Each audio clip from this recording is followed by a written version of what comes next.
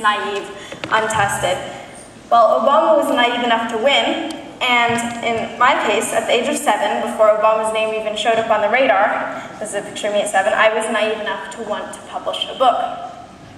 To many, that most adult of tasks, book publishing, is just too mature for kids. Just look at the numbers. If you look at a major publisher, how many books have they published this year? How many books were written by someone under the age of 18, or someone even under the age of 20? Publishing a book is definitely a hard business. You'll get rejected by endless publishers, and if it does get accepted, it's very possible that it might not make any money, and no one may read it, and it might be really unpopular. So you might think this would be really traumatizing for children. They don't really have the armor needed to go to battle against these obstacles. Well, my opinion is that maybe that's because we don't have those obstacles. Well, no, of course we have those obstacles. We have those obstacles in more. Literary agents who say they won't work with children. Publishers, children's publishers who will say they don't work with children, even though that alienates a kind of large audience. So why, you might ask, would any reasonable 7-year-old tell their mom and dad, I want to get published? Well, maybe 7-year-old Adora didn't see the obstacles that 13-year-old Adora does. My logic told me that if there were so many published authors out there and an awful lot of bad ones, then it couldn't be so hard to get published. So out went the manuscripts, letters, and phone calls. And I think that from my 2 books, Flying Fingers and Dancing Fingers, you know the ending to that story. But I wasn't done with dreaming yet. As my older sister Adriana will no doubt complain to you, I have a rather aggressive way of foisting my likes and dislikes upon others, as in, Adriana, you shouldn't like Lady Gaga's music because I don't like it for reasons A, B, and C. Or maybe insisting that my family go see medieval castles in the south of France during family vacations. But this behavior has had positive implications. When I was growing up, I loved reading and writing so much that I assumed that everyone else in the world just had to love reading and writing. It never really entered my mind that it was physically possible not to like reading and writing until I met one of those people who said, nah, I don't like reading, in a nonchalant tone.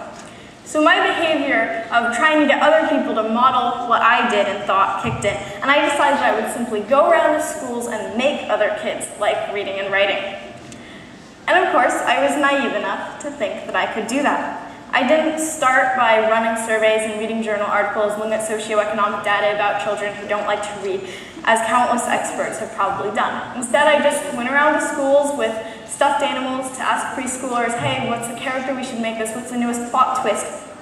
And I would spin stories with audiences of children who might even sometimes be taller than I was. I'm standing on a box right now just so that you can see me above this podium. Naivete and impulsiveness start to look like pretty good words. But what do you think when you hear the phrase, acting on impulse? Maybe you think of doing something without thinking about it first. Negative things, scandals, shaky financial markets, unwise decisions. But sometimes impulse can be a driving force for social change. I want to tell you a story about a 5-year-old. That's actually true. 5-year-old Phoebe Russell of San Francisco, California, was on a drive with her parents when she saw homeless people sitting by the side of the street, and she asked her parents, why do they look so sad? And her parents told her that they were hungry, and then pointed out a local food bank and said, you know, that's where they might get their food, that the food bank helps people who are hungry. So of course, Phoebe naturally decides to go collect cans from friends, neighbors, strangers to get can refunds, and she uses that money to raise enough money to feed 18,000 meals to hungry people at the San Francisco Food Bank. So you see how acting on impulse can sometimes have positive implications. Wouldn't you like to have those kinds of impulses? Imagine how many problems we could solve and how much better the world could become. Another example comes from Felix Finkbeiner, and in 2007, the then 9-year-old student founded Plant for the Planet, which is a student initiative to green the earth by planting trees. And so far, kids from over 70 countries have already planted 3 million trees. In September of 2009, he spoke at the UN General Assembly in New York to launch a campaign.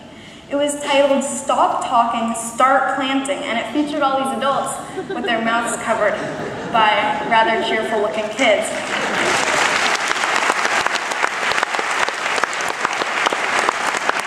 On the same environmental note, someone I know, Alec Lors, I actually had him speak at a conference I organized, TEDx Redmond.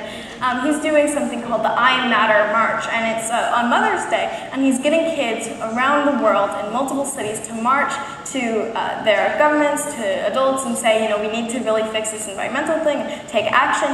And so he spoke about that initiative. And what really strikes me about these examples of Alec, about Felix, of Phoebe, is that they're really getting in there and trying to solve these problems. And I think that a fundamental difference between sometimes what we see from adults, again, not all, just occasionally, and many, again, not all young people, is our approach to solving problems. So let's say you see littering on the beach. So people are just throwing bottles and cans and whatever on the beach, and it's making it really ugly, and it's not a pretty sight at all. Do you, choice A, make a Facebook event, clean up the beach, inviting your friends and their friends to join your volunteer team to go there and clean it up, post signs, and send out informal patrols to stop people from littering? Or B, do you realize litter is an issue, get approval from several people to set up a committee to discuss the problem several months from now, contact and bring in several experts and brainstorm possible approaches that you may or may not act on while the volunteers from choice A are already working?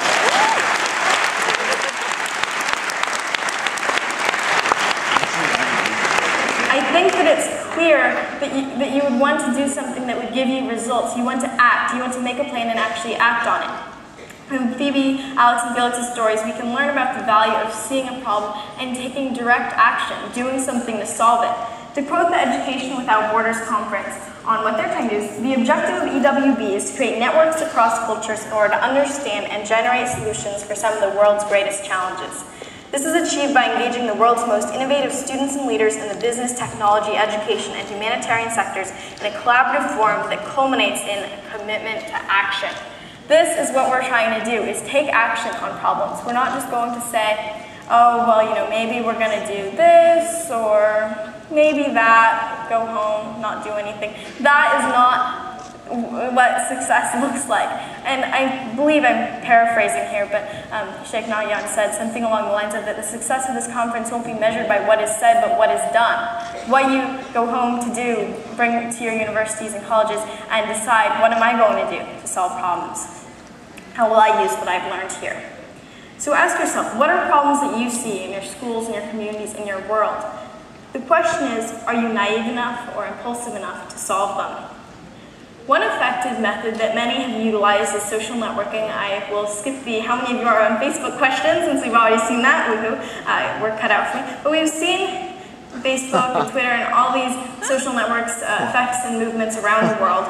And although all this shallow communication that you see that we have today, LOL and OMG, might make you think, I don't know if social networking can really be utilized that well to do good. Then I would argue that there are many people who use the internet to post meaningful work and help others, and that far outweighs the number of people who are just basically chatting with their friends for fun. So I want to tell you a story about someone I know, and this is a relatively small thing. It's not a giant project, but my mom ran an after-school program for many years, and this person, who I'm not naming in case of legal action brought against me, was one of the students. So you'll see the legal action part, because to say that we didn't get along would be a dramatic understatement. There was an exchange of negative feeling on both sides. I also recall there was a punching incident at one time, yes, literally. And I wrote some pretty nasty things in my journal about all the horrific punishments that I wished upon them, which I now regret. And by nasty, I mean presidential aspiration ending. These are my skeletons in the closet. Okay, not quite. But long story short, I haven't seen this person for about 3 years or so, because he moved last year with his family. And I opened up my Facebook inbox because I see I have a new message, and it says orphanage fundraiser at the top. As it turned out, this kid who I looked to as the epitome of misbehavior, this was the example I was going to cite to my future kids and grandkids and great-grandkids as this is the person you do not want to emulate. This kid was doing a triathlon to raise money for a Thai orphanage so that they could have a clean water source. So I was looking at this and thinking, wow, I really made a mistake on all the stuff I wrote on my journal. But he was using Facebook to spread the word about this event he was doing, solicit donations, and publish a list of the names of people who had donated. And I looked at this, and even though it was a relatively small thing, it was one kid's project, I saw how Facebook became such an important tool for reaching out and getting donations. And another story similar is that my older sister, Adriana, sent out her birthday invites via Facebook, but she also sent out another thing. She sent a message to her friends asking, in addition to or in place of a present, for a donation for the world's youngest headmaster, Indian student and teacher Babar Ali, and his school, which serves children in his hometown too poor to attend school. And one of her friends said that his sister had cried when she read the story because that was how beautiful and incredible it was. And these are just close to home examples of people that I know, using Facebook on a small scale to solicit donations for good projects and using some of the most basic functions. But there are people, including those being honored here at this conference, who are doing the same on a larger scale. One of the Rolex Young Laureates, Jacob Kolker, used the power of technology to help identify missing persons in the wake of the Haitian earthquake, and his system allows nonprofits to post questions and problems and have them answered by micro-volunteers online. And the website also matches people with valuable expertise with the people who need it most, like a village leader looking to build a well with someone who has the information and knows how to do it. Now I want to apologize for mangling, butchering this name, Nameka Ikegwonu. I'm really sorry about my terrible pronunciation, but the Rolex Young Laureate is using a slightly more old school but equally effective method to reach out to rural farmers in Nigeria. So those of you who have gone online to see who the Rolex Young Laureates are, then you'll know that he is using radio to reach out, and he has, according to the website, already established a communications network reaching 3.5 million farmers. Not only will farmers receive advice on a wide range of topics from sustainable farming practices to HIV/AIDS and opening and running a bank account, they will be able to contribute information thanks to interactive mobile radios known as air devices, and these small solar-powered machines will allow listeners to send voice messages free of charge to radio stations which can in turn broadcast them. So these farmers now have a platform, a social network over radio, if you will, where they can share their experiences, ask questions, and receive answers in their own language. So from using social networking to setting up a social network over radio, you see how technology has allowed education to take place on many different fronts. And I want to echo also what Tony Blair said during the World Forum, which some of you may have attended, which was, again, paraphrasing, that you find teachers, not just in traditional teachers in your classroom, but also in mentors, in friends, in neighbors, in people who you meet everywhere. And so we can find our teachers from people younger or older, the same age. And so looking at social networking and interaction, you can look at this as a way to learn and gain education. Now you might think that from all this talk about social networking and technology and interaction, it would be easy to imagine that young people doing good and taking responsibility for the world is a relatively new trend. Well, it's not, because children, teens, and 20-somethings have pushed limits since ancient times. Most of you have heard of the legendary Emperor Alexander the Great, whatever your, oops, I skipped over the pictures of the Rolex Young Laureates, it seems. Oops, that was not Alexander the Great. This is a mosaic of Alexander the Great. Whatever your opinions about Alexander the Great are, I have to say it's pretty interesting and cool that at the tender age of 16, he had so gained his father's trust that one time Philip II left Alexander in charge of the country and asked him, "What have you been up to? Watching your parents' house?" He thought that was responsibility. Watching a country is definitely very impressive. So his temporary regent, Alexander the Great, also not only did government things, but he also successfully repressed a rebellion. Another Alexander, this one from the United States, also started early. Alexander Hamilton was a key government figure in the Revolutionary War when we became independent from Britain, and so he became a key government figure. And he began working as a clerk in a merchant's office at 11 years old. By age 14, he was publishing poems and articles in the local newspaper. At age 18, he wrote his first political pamphlet, and at age 19, he talked the mob out of attacking the president at King's College. By age 22, he was a lieutenant colonel and an aide-de-camp to George Washington, the United States' first president, and he went on to write the Federalist Papers and to forge American financial policy during his tenure as Secretary of the Treasury. If you guys are ever visiting the United States, you'll see Alexander Hamilton on some of the money. So you can see how these two Alexanders were using their wisdom from a very young age, not waiting because they thought, I can't get involved, I can't do things, I have to wait till I'm 30 or 40. And though I can't claim to have ruled any kingdoms or written that many political pamphlets, at least I can still hold on to the youngest teacher title. I teach classes and students via video conferencing very frequently. But Englishwoman Elizabeth Fry, who I believe is on English Money as well. You'd have to ask some people who have lived lived in England. But she was 19 when she began visiting a workhouse to teach poor children, and this picture is older, of course, but at age 23, then she began her life work of prison reform. She founded the Association for the Improvement of the Female Prisoners in Newgate, which organized a school for prisoners, and later testified before the House of Commons on prison conditions, and started libraries for the Coast Guard and family centers for the poor. So you see how young people taking action and doing things obviously isn't a new trend. Yet despite all these things which we can evidently learn from young people, over time we've heard endless thinkers, authorities, and experts say, wait until you're older, emphasizing the superiority of adults and that we need to wait to grow up to do things. And it's only when we get to be middle-aged, it seems, that we'll be fairly respectable. Just think back to your schooling experience. How old were most of your teachers? Do you ever have a teacher who is younger than you were, or maybe the same age?